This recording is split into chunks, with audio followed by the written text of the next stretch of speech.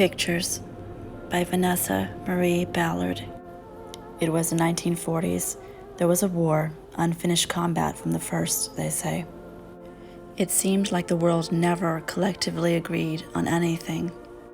Hatred fuels tyranny, and tyranny fuels hatred. Thus, a few years before this picture, Hitler invaded Poland. A war was declared. Some soldiers came home, and some didn't. A few years later, Pearl Harbor was attacked from a troubling relationship between the U.S. and Japan that hadn't begun overnight. Roosevelt acted swiftly, and a war began. Sympathies were pouring in, and families congregating to hear the next calls of action. And then victory happened. It was a day my father remembers vividly in New Orleans, bouncing around in the back seat, surely. Car windows down, confetti bursting from the hands of celebrating onlookers, and I imagine him looking out the rear window, wanting to do a drive-through again.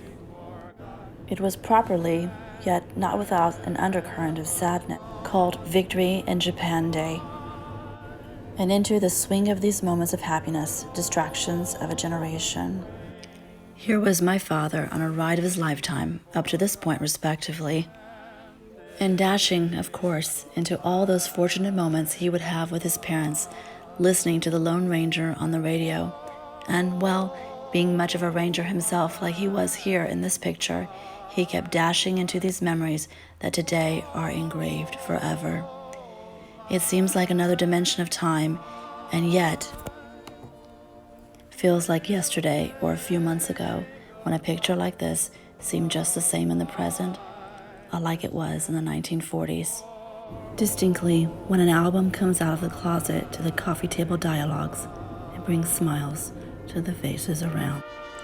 Picture Day by Vanessa Marie Ballard. One by one, they scooted into the first row. One by one, they shouldered together in the second, third, and fourth rows. And no one will remember how many takes it was for this picture.